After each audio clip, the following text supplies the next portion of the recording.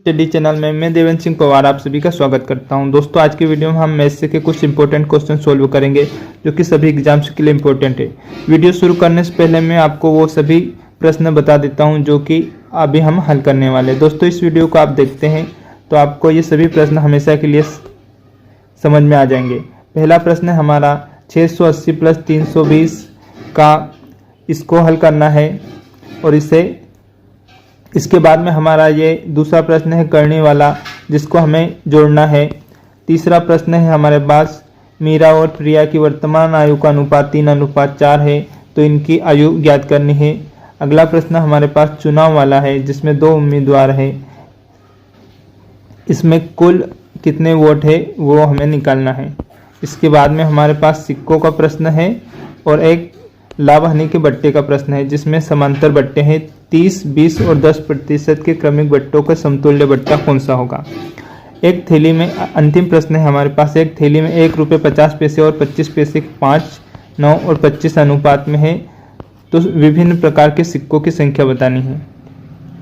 ये तो थे प्रश्न, लेकिन अब हम इन्हें सोल्व करते हैं। तो देखते हैं, पहला प्रश्न स्टार्ट करते हैं। देखो यहाँ पर लिखा है 680 गुणा 680 प्लस 320 गुणा 320 माइनस 680 गुणा 320। दोस्तों, यहाँ पर हम दो संख्याएं हैं तो हम पहली संख्या को a मानेंगे, a बराबर 680, और दूसरी संख्या को हम b मानेंगे, b बराबर क्या है 320 है।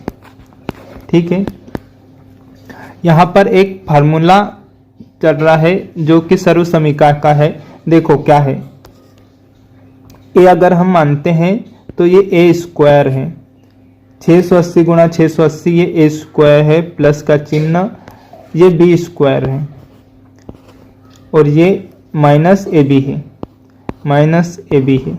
यहाँ पर ये सर्व समीकरण का एक फार्मूला है।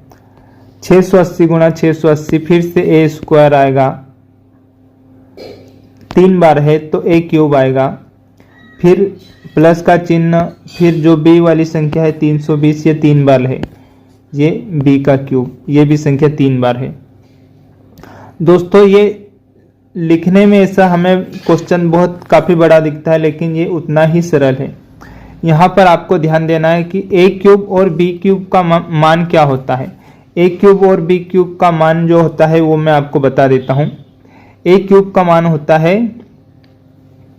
A square plus B square minus A B plus A plus B.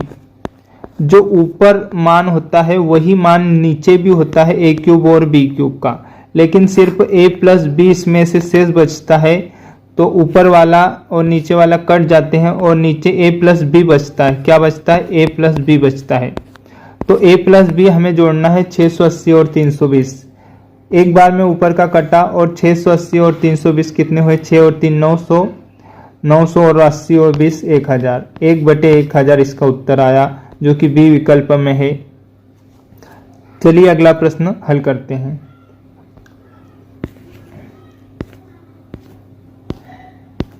अगला प्रश्न है हमारे पास करनी वाला, जिसे रूट वाला जोड़ बोलते हैं। चलिए इसको हल करते हैं। हमारे पास प्रश्न है 49, 5 करनी, 11 करनी, 19 करनी और 29 करनी 49। इसे हमेशा पीछे से हल करते हैं। कहाँ से हल करते हैं? पीछे से हल करते हैं। देखो कैसे करें।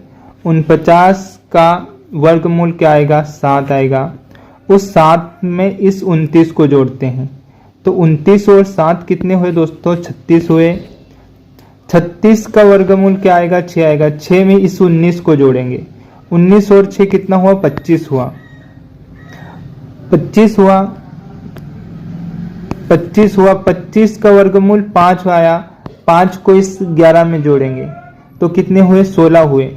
16 का वर्गमूल क्या आएगा? 4 आएगा। 4 को इस 5 में जोड़ेंगे तो 4 और 5 9 हुए। 9 का वर्गमूल क्या आएगा? 3 आएगा, जो कि हमारे विकल्प ए में है। विकल्प ए में हमारा उत्तर है।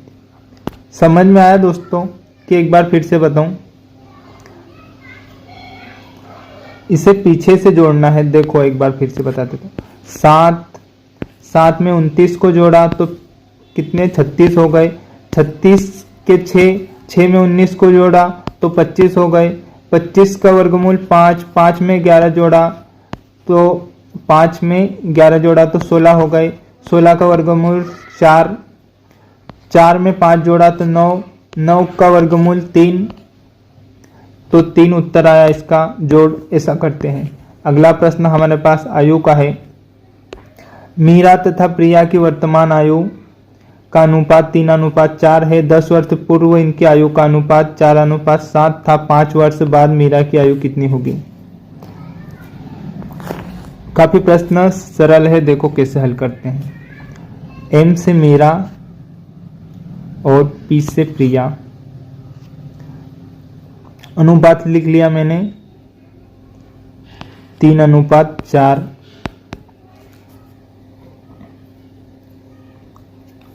दस वर्ष पूर्व इनकी आयु का अनुपात था 4:7। तो जो 10 वर्ष पूर्व था उसे मैं ऊपर लिख लेता हूं 4:7।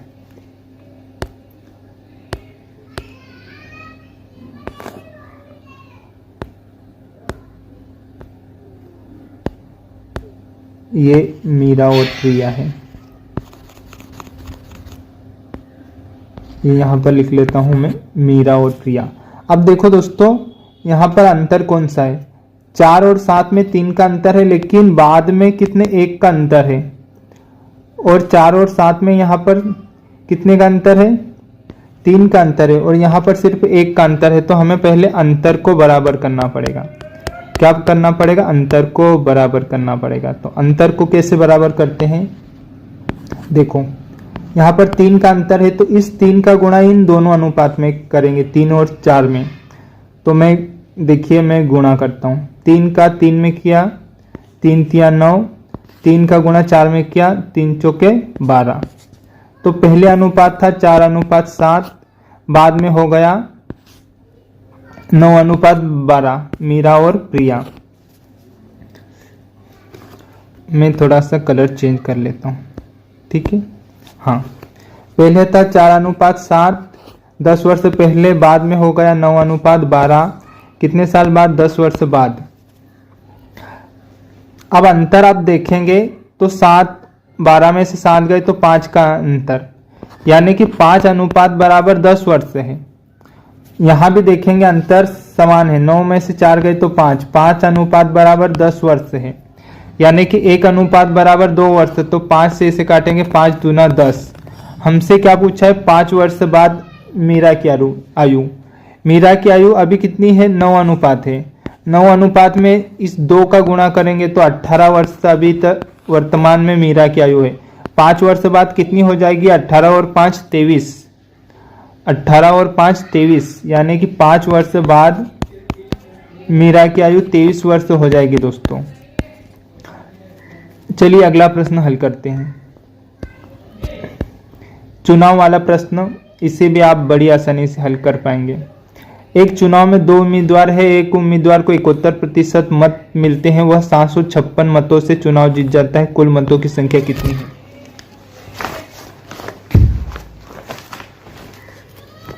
देखिए इसे कैसे हल करते हैं।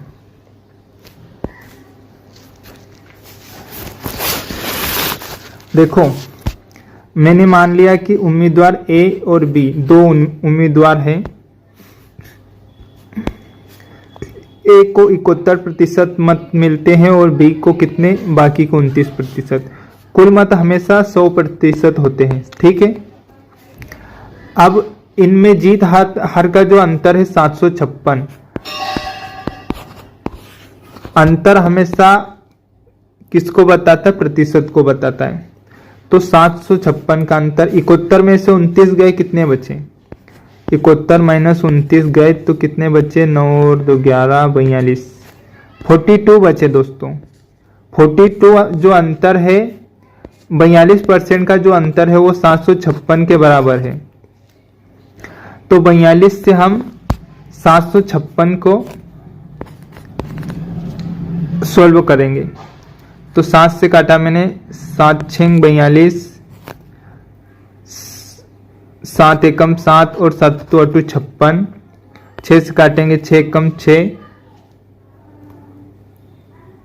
6 8 48, 18 आया दोस्तों। और 18 के पीछे 2 जीरो लगाएंगे तो 1800, कुल मतों की संख्या 1800, बी वाला विकल्प हमारा सही रहेगा। अगला प्रश्न देखते हैं,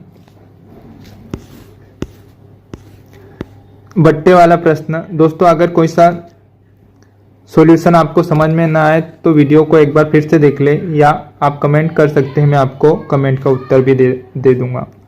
30, 20 और 10% के क्रमिक बट्टों के समतुल्य बट्टा क्या होगा? इससे आप बड़ी आसानी से सोल्व कर सकते हैं। देखो 100 में से पहले उसने छूट कितने की दी? 30 की दी। तो 100 में से 30 की छूट यानी कि कितने पैसे लगाए? 70 पैसे लगाए, मतलब कि 70% मूल्य लगाया। फिर 20% की छूट दी तो 80% बचा, ठीक है। फिर 10% की छूट दी तो 90% बचा। ऐसे हमें हल करना है। अब इसके बाद में क्या करना है, इसमें 100 का इसमें गुणा करना है। 2 जीरो से 2 जीरो गए, इन 2 जीरो से इन 2 जीरो को हटाया।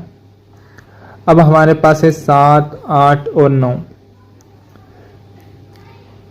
1 जीरो से 1 जीरो फिर से कट जाएगा। हमारे पास क्या बचेगा शेष?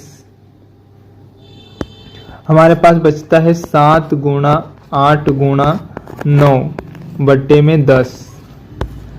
अब हमें इसे हल करना है और हमारा उत्तर आ जाएगा। कैसे हल करेंगे? 7 8 56, 56 गुणा 9, 56 गुणा 9 कितना होता है? हल कर लेते हैं। नमी 6, 63 के 3, केरी 6, नपा 45, 45 और 6 कितने हुए? 45 और 5 50। एक मिनट, कोई मिस्टेक करी है क्या? एक मिनट। 7 8 56 और 9, हाँ। नमी 6 54 के 4, केरी 5, नपा 45, 45 और 5 50, 50 10 50, 504 उत्तर आया। उसमें 10 का भाग देंगे तो यहाँ पर दशमलव लग जाएगी, तो 50.4 इसका हल आया। क्या हल आया? 50.4। अब 50.4 को हम 100 में से घटाएंगे। 50.4 को हम 100 में से घटाएंगे तो हमारा उत्तर आ जाएगा। देखो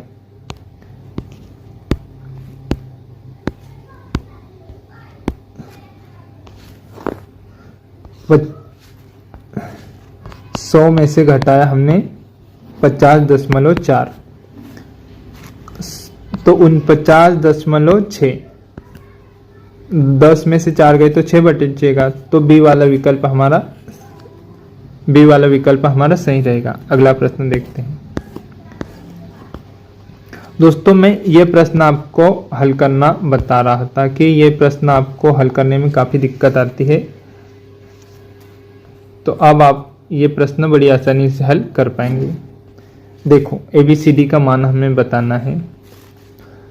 जैसे अपन बचपन से लिखते आ रहे हैं वैसे ही लिखेंगे, लेकिन सोल्व इतने फास्ट करेंगे कि आप भी कहेंगे कि हाँ सही तरीका है। ABCD लिख लिया मैंने। A की जगह पर 2, B की जगह पर 3, फिर BC का मान लिखेंगे इसके नीचे 9:7, फिर CD का मान लिखेंगे 14:15। ठीक है, ये मान हमने वैसे के वैसे लिख लिए हैं। अब इनको आगे बढ़ाना है। ठीक है, 7 को इधर की साइड बढ़ाऊंगा, 3 को इधर बढ़ाया, 9 को यहाँ बढ़ाया और 14 को यहाँ पर 2 बार बढ़ाया। बस इसे हल करना है। अब इनका सबका आप गुणा करेंगे तो काफ़ी टाइम लगेगा, लेकिन मैं इसको शॉर्टकट ट्रिक से बताऊंगा। देखो कैसे करते हैं। यहाँ पर आप ध्यान देंगे कि ये भी 3 से कट रहा है, ए वाला भी 3 से कट रहा, बी भी कट रहा, सी भी कट रहा और डी भी 3 से कट रहा है, तो मैं इसको 3 से काटूंगा। लेकिन इसमें यह ध्यान रखना आपको, हम एक लाइन में एक ही बार काट सकते हैं, एक से ज़्यादा बार नहीं काट सकते। तो मैं 3 से काटता हूँ तो 3 तिया 9, 3 फिर ये 3 गया, ये 3 गया और ये 3 गया। ठीक है, अब 7 से काटेंगे। 7 से भी कट रहा है, 14 है, 14 है, 14 है, 7 है। तो 7 से एक बार 7 कैंसल, इधर 7 कैंसल, इधर 7 दूने 14, 2 बची, 7 दूने 14, 2 बची। मैंने गुणा किया, 3 दूना 6 दूना 12, ए का उत्तर 12 आया। बी का उत्तर देखो, मैं आपको पेन चेंज करके बताता हूँ। यहाँ पर है 2 9, तो 9 दूने 18।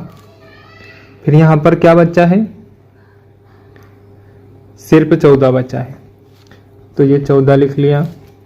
यहाँ पर क्या बचा है, 15 बचा है, तो ये 15। तो ए बराबर 12, बी बराबर 18, सी बराबर 14 और डी बराबर 15। दोस्तों कैसा था सॉल्यूशन? सॉल्यूशन सी वाला विकल्प हमारा सही है। अगला प्रश्न देखते हैं हम। हाँ, ये प्रश्न देखते हैं। एक थैली में 1 रुपये 50 पैसे और 25 पैसे के सिक्के 5:9:25 के अनुपात में है। यदि थैली में कुल धन 1008 हो तो विभिन्न प्रकार के सिक्कों की संख्या बतानी है। देखो कैसे हल करते हैं। हमें सबसे पहले क्या लिखना है, अनुपात 5, 9 और 25। अब हमें इन्हें करना है बराबर। कैसे करते हैं, 1 रुपये का सिक्का है तो उससे तो काटने की जरूरत नहीं, 1 का 1 लिख लिया, प्लस 50 पैसे के 2 सिक्के होते हैं तब 1 रुपया होता है, तो 9 के बट्टे में 2 लिख लिया। ठीक है, 25 पैसे के 4 सिक्के होते हैं तब 1 रुपया होता है। 25 पैसे के 4 सिक्के होते हैं तब 1 रुपया होता है, तो यहाँ पर मैंने 4 लिख दिया, बीच में प्लस का चिन्ह। अब हम इसे हल कर लेंगे। हल कर देंगे, एलसीएम कितना आएगा, 4 आएगा। जोड़ लेंगे, 1 से 4 में भाग दूंगा, कितने बार में, 4 बार में। ऊपर का जो है वो गुणा में जाएगा, प्लस 2 से भाग दूंगा, 2 दूनी 4, ऊपर का गुणा में जाएगा, प्लस 4 से 4 एकम 4 गुणा 25। अब इन सबको जोड़ना है, 4 पंजे 20 प्लस 9 दूने 18 प्लस 25 एकम 25। इन सबको जोड़ के 4 का भाग देना है। चलो जोड़ते हैं, 20 और 20 40, 5 45, 45 और 18 कितने होते हैं बताइए, 45 और 18 कितने होते हैं, 8 5 13 के 3, 5 और 1 6 होते हैं 63। 63 बटे में 4,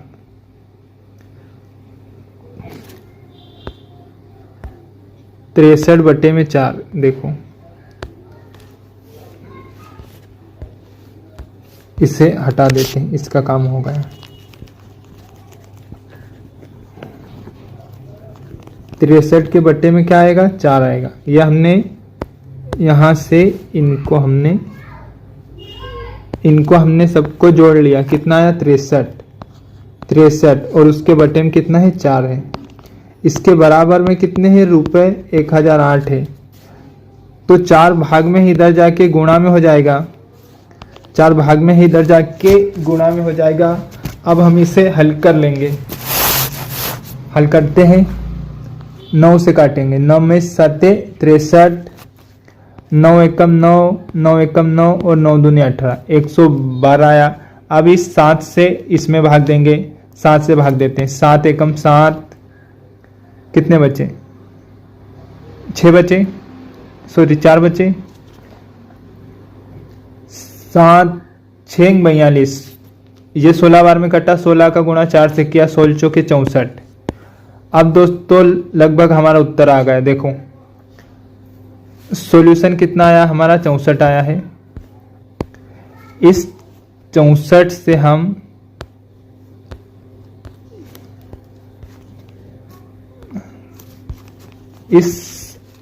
ये जो हमारे पास 64 आया है, ये जो हमारे पास 64 आया है, इसका गुणा हमें 5, 9 और 25 में करना है कि हमारा उत्तर आ जाएगा। ठीक है, देखो कैसे करते हैं। मुझे 1 रुपए के सिक्के की संख्या चाहिए तो मैं इसमें 5 का गुणा करूँगा। मुझे 50 पैसे के सिक्के की संख्या चाहिए तो मैं 9 का गुणा करूँगा, और मुझे 25 पैसे की संख्या चाहिए तो मैं 25 का इसमें गुणा करूँगा। 64 का गुणा 5 से किया तो 5 चौके 20 के शून्य कैरी 2, 5 छंग 30 और 2 32, 320 सिक्के हैं 1 रुपए के। अब 64 में हम किसका गुणा करेंगे? 9 का गुणा करेंगे तो हमें 50 पैसे के सिक्के मिलेंगे। 64 का गुणा 9 से, 9 चौके 36 कैरी 3, 9 छः 54, 55, 56, 57, 576 सिक्के 50 पैसे के हैं। अब हमें क्या चाहिए? 64 का गुणा 25 से। दोस्तों किसी भी संख्या का गुणा 25 से करना हो तो उसमें सिर्फ 4 का भाग करके 2 जीरो लगाते हैं। तो 64 में 4 का भाग करेंगे तो 16 चौक 64 और 2 जीरो लगाएंगे, यानी 25 पैसे के 1600 सिक्के हैं। दोस्तों इस वीडियो में इतना ही, मिलते हैं अगले वीडियो में। Thanks for watching, keep learning, Aditya Guru study.